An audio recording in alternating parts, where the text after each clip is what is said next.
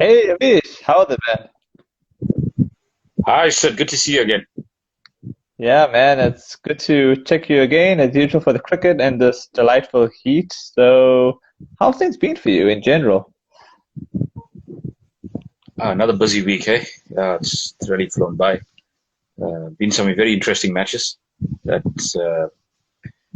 taken place this week. Try to get as much, try to follow as much as possible, but time constraints and stuff. But yeah, pretty interesting. Okay, as usual, we'll get down to the cricket. Our first segment will be the West Indies and Sri Lanka. The final ODI, they won again, West Indies, by 5 wickets, and Darren Bravo made 100. You were the man of the match. So, your thoughts on a 3-0 series win? I think we spoke about this in the previous show. Sri Lanka just didn't really have a wicket taker in this entire series, to get them to get them a victory. And yeah, I think you've seen the gulf in between the both teams in the series. Sri Lanka have been in a downward spiral in terms of ODI cricket for a while now, and this series has shown as well. They've been quite competitive with the bat, but in terms of the ball, just haven't really taken those wickets up front, which is really Hmm. important in ODIs to obviously get the victory. But yeah, I mean it's a great series win for the Windies. They really deserve this one. I think they outplayed the Sri Lanka. Definitely with the bat, I would say with the bat, they really showed their mettle. And yeah, Bravo. It's been a while that he's been in the run, so yeah, it's a good confidence booster for him. So yeah, I know Sri Lanka's got their work cut out. Hey, going forward, I'm not sure how many tours that they actually going to have uh, come this year. But yeah, I think the more cricket they get under the belt, the better it is for them because now with this point system, you probably got to get points now, especially in ODI cricket. So you'll be in the running for the World Cup because this is also the World Cup Super League. So yeah, points are vital. Every win matters now, as opposed to in past series, which I think is actually a good thing. I Hmm. should see you put a little bit of focus on ODI cricket, and there's actually more to play for now. So every match counts. It's not going to be a bilateral series where you're going to get a team that's just going to be experimenting. You got to play your best Hmm. team game in, game out now, and I think it's going to make the cricket. The quality of cricket is going to be much better now because teams are obviously will have to play their best sides, and yeah, it's going to be interesting to see who actually you know ends up in that qualifying stage. So yeah, very competitive at the moment. But Sri Lanka obviously have their work cut out in terms of trying to get points on the board now, which they Hmm. haven't got as yet. So yeah, I think the more cricket they play, they'll obviously get better and obviously have some tours at home that would obviously help them too in conditions that are they actually Hmm. quite familiar with. I wouldn't say the Windies conditions is something that was completely foreign to them. They have obviously Hmm. played there quite a few times, and if you look at the windy pitches, the Windies pitches compared to yesteryears, there isn't much pace in Hmm. those wickets than there was previously. I mean, compared to the amount of pace that you probably get in the center countries like England, SA, Australia, uh, and to a lesser extent New Zealand. There'll be something in that wicket, and there would be some pace for the fast bowlers. But I don't think these wickets really were really conducive for fast bowling. They were actually good batting wickets if you have a Yeah. look at it. And yeah, I mean the Windies they chased in 3 games, so I think they're quite comfortable chasing, and they ended up winning. All those games, I would say quite comfortably in the end because I mean wickets in hand, it's really vital. So Yeah, a great win for the Windies, and a lot of work for Sri Lanka to do coming going ahead in terms of winning matches. Yeah, they actually are playing a test series next. I think they're playing two matches. And who you think are the favorites and why? Before you say your favorites, I think West Indies are going to be favorites because of the Duke ball. I think they're quite used to the Duke ball, and I think those pitchers, hopefully, if they like the pitcher they prepared against England, I don't think Sri Lanka will stand a chance. Well, I think after the heroics in Bangladesh, Windies are clear favorites for this one. I mean, Mm, the mm, way they played in Bangladesh, winning that series, that really impressed me. That really, really mm, impressed me because I haven't seen the Windies side play with that much, you know, uh, bravado for a very long time. Especially that first test when they chased down that mammoth total of 395, and you don't really see a visiting team doing that in Asia. It's like it's something that's so far fetched. That's something that's like close to impossible at times. But the way they chased that score down really really impressed me. And then that second test, the way they bowled and got over the line was also very very impressive. After not batting that well in the third innings, but wow, the way their bowlers came back was incredible as well. So yeah, to me, Windies playing at home, clear favourites. It'd be interesting to see what the composition of their team would be like. Whether they mm, would go with a guy like Cornwall uh, in their setup, but I would think Cornwall probably would get a game because he really was impressive in mm. Bangladesh as well. So Yeah, yeah, we go with one spinner and three quicks. Yeah, yeah. and I think the batting. Uh, that's probably something that Sri Lanka could exploit, Uh, but in terms of the bowling, I think they'll be quite impressive. So yeah, man. Looking at conditions and looking at the team setup at the moment, uh, yeah, we need clear favorites. I mean, I'm not even sure what kind of side Sri Lanka are going to put out, because there's so many issues with Yeah. their side at the moment. I mean, you're not even sure they're playing the best team in limited overs cricket. So let alone Test cricket, which is, I mean, the most grueling. So they probably got to play the most competitive side on the park to have any chance against this windy side. Yeah, and also I think with the Duke's ball, and depending on the pitches you get, if their pitches are like anything like West Indies prepared against England, you never know, man. It could be really quite exciting to watch. I hope it's the same pitches they did against England. But then the problem is if you make the pitches similar against England, the Sri Lanka just bowl half well, you can't put yourself in those tricky situations.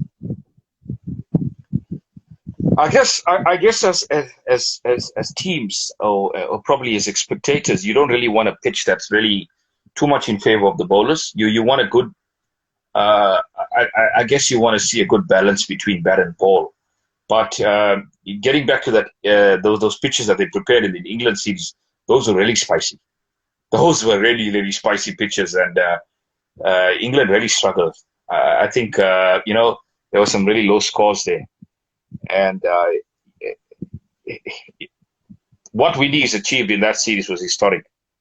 I mean, to beat one of the seniors Test teams was incredible. So if they're going to be preparing similar sort of pitches, I don't think Sri Lanka stand much chance, to be honest with you, with those pitches. Those pitches are Yeah. very spicy, and guys like Roach would love to bowl on those wickets. Yeah, and also the West Indies batted quite well on those pitches. I think England were quite complacent because of the Duke's ball, but damn, that ball did a lot of things. The Duke's ball on its own is quite hectic, but now when you have a Duke's ball, I think it's much more Dukish. It's a bit, I don't know if there's such a word as Dukish, but yeah, that was swinging a lot. But I wouldn't mind watching that again. Yeah, look, I mean, this is Test cricket. You've got to be you've got to put the hard yards. You've got to you know work for your runs. You know you can't really be complacent. Yeah. I, Yeah. you've got to show a lot of application. I think Mm. application is the most important thing in Test cricket.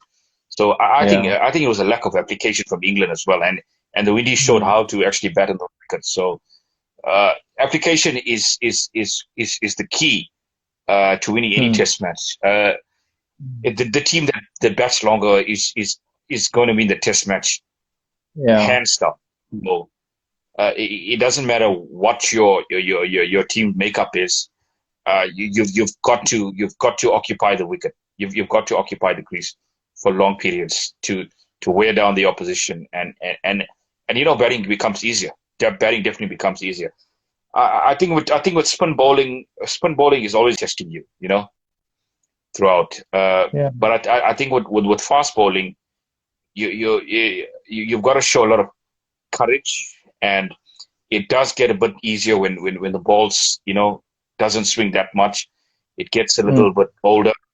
But you would test with the spinning ball. It definitely tests your technique more than anything else. So Sri Lanka have got to show a lot of character to get anything out of the series, I feel.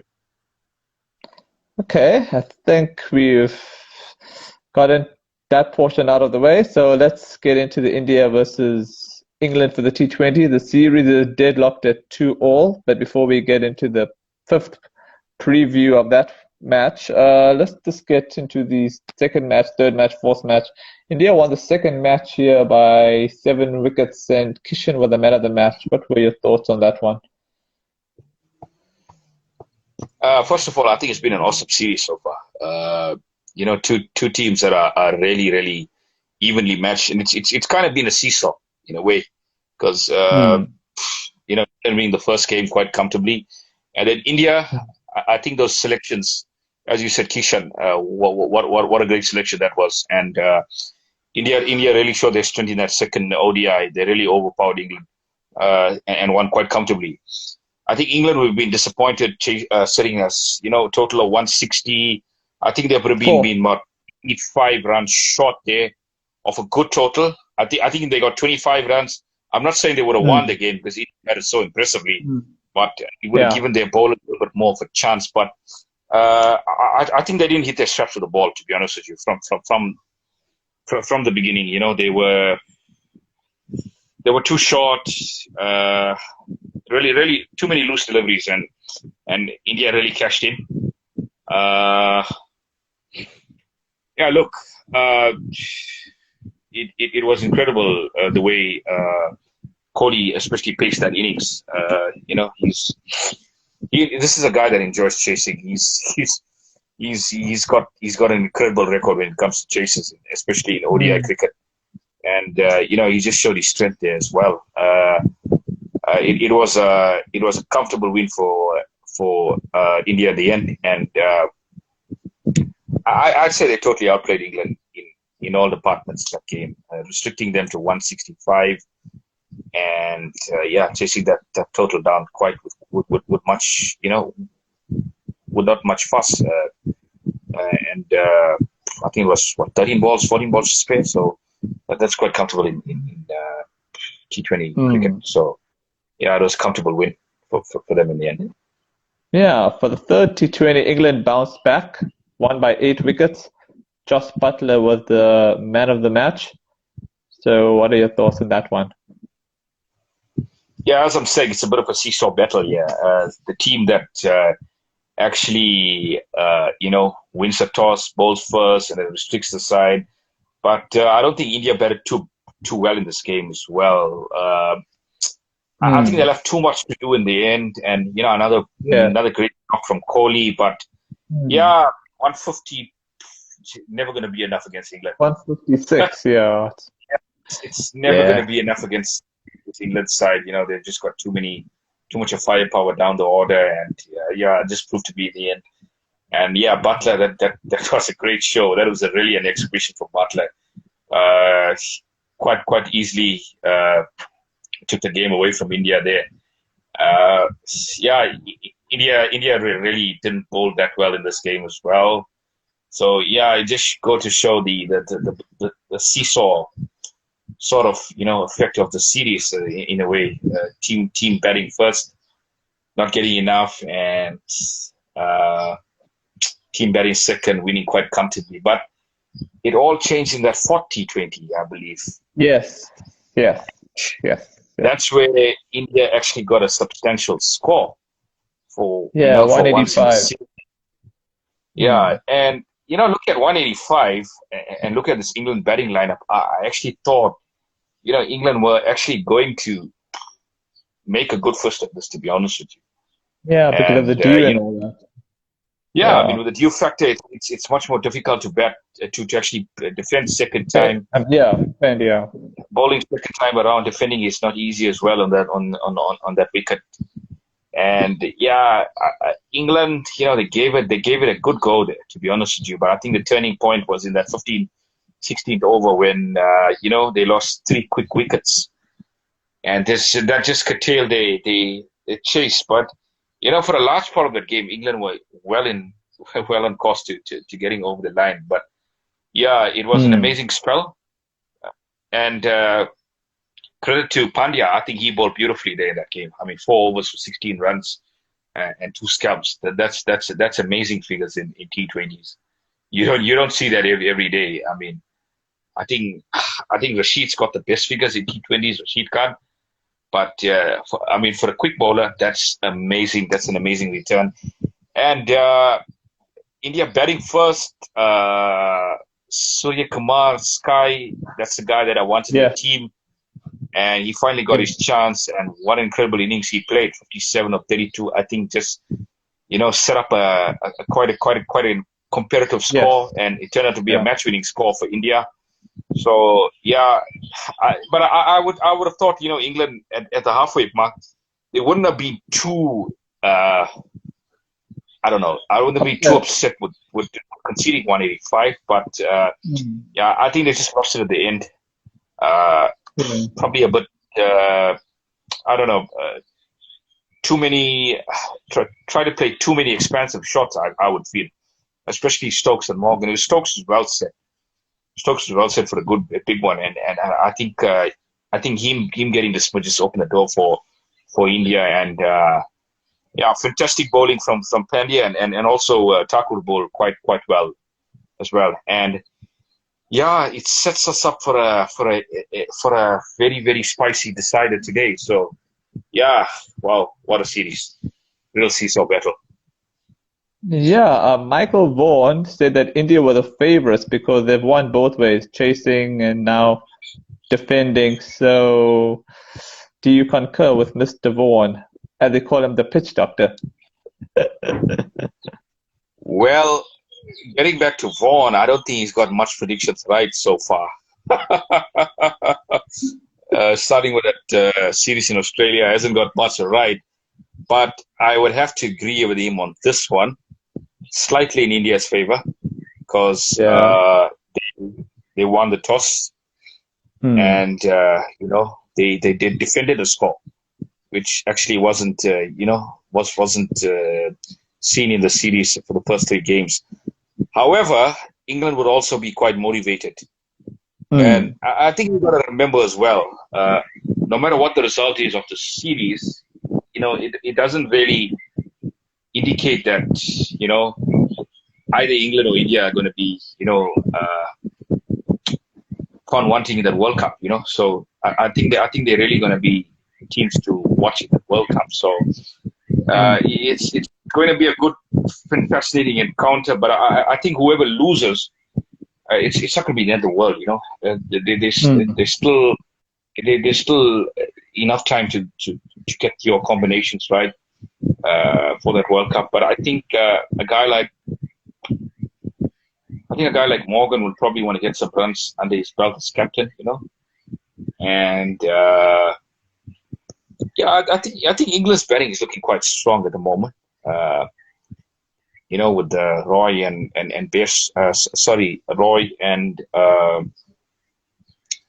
Butler up front, and then you got Bairstow and Stokes and Morgan. That looks quite a settled, sort of batting lineup.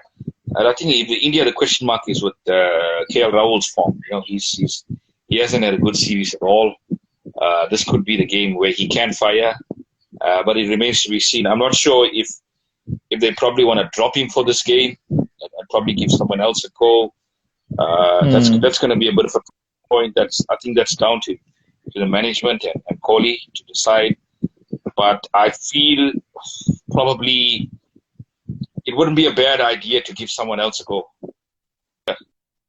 and just KL see this one out. But we all know what a super player he is, and this could be the game where he could get his form back. But I think he's had some problems with the quick bowlers as well. So yeah, I mean, looking at both teams, I think it's going to be another thriller. I think it's going to be the one that's going to go down to the wire.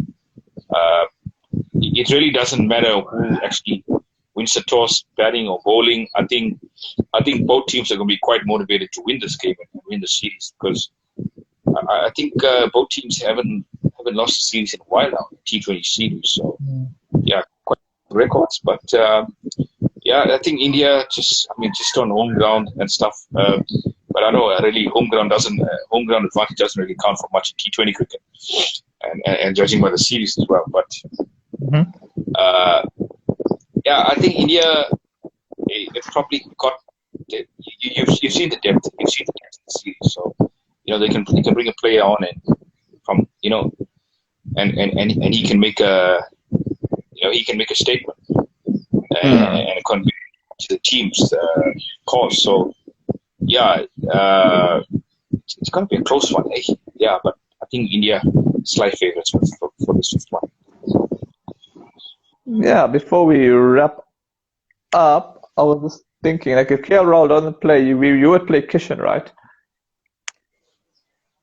Absolutely, without a doubt, I'd play Kishan up front with Rohit. That would be the opening partnership, and I wouldn't make any other changes to that side. So yeah, I think the only question mark on the Indian side is KL Rahul's form at the moment. I know Washington didn't have a good game. In the last game, he went for about 50 plus in 4 overs. So yeah. I think the spinners really didn't perform that well. I would say in the series for India. I think they probably wanted a little bit more from the spinners, especially Chahal as well. Chahal didn't really perform that well. I'm not sure. It's going to be an interesting one, eh? Whether they want to stick with Washington or give Chahal a game. I wouldn't be surprised if Chahal comes back into this lineup for this fifth game. It's going to be a bit of a tinkering. But England, I think, even though they lost the last game, they look a pretty settled side, They look really much more settled than England at the moment. So, yeah, I wouldn't want to discount them at all.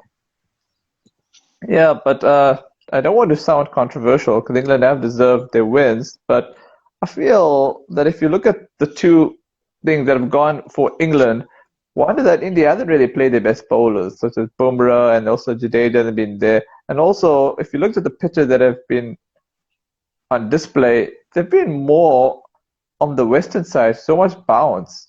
It's kind of been a bit alarming because I'm sure come the World Cup, these pitches will be a lot less friendlier for the fast bowlers. I don't know if you concur with me on that. So maybe this is India's way of lulling England into a false sense of security come the World Cup. I'm not saying England can't be favourites to the World Cup, but I don't think these pitches will be as friendly in terms of bounce. I've never seen so much bounce on these sorts of pitches before, unless it's part of Ahmedabad's characteristics. But yeah, it's been a bit surprising for me to see these sorts of pitches. Yeah, I would think the only one disappointment is we haven't got to see how other pitchers would probably react, because all the games have been played at one venue. So we haven't got the luxury of playing in different venues because of, we know the situation with COVID, especially in India, the cases are just increasing and, so, yeah, England, when I look at this England side, I feel they're much more confident side in terms of limited overs cricket as opposed to their test team. Their test team is obviously were found wanting really badly in these conditions. So they've got a lot of work to do in terms of their test team. But in terms of their limited overs side, these guys have been playing for. This is an experienced lineup. The guys like Bairstow and Roy and Butler. So I wouldn't be really concerned with England in terms of how they would perform at the World Cup, because to me, they're one of the most experienced sides going around in T20 cricket, along with India and, Mm. yeah, to an extent, New Zealand as well. So Yeah. they're quite a team. I think there's a lot of sides at the moment that are trying to find their best team in limited overs, especially in T20 cricket. I don't know if you agree with me.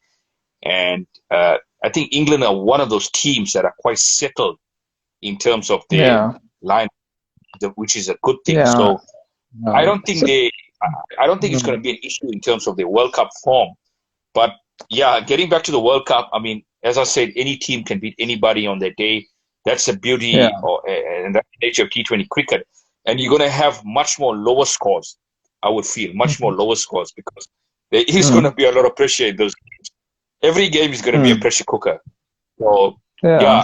I don't think we I don't think as a fan, especially if you're going to be expecting 200 plus scores, I think you're going to be really disappointed, because you're not going to get those scores in the World Cup. I feel.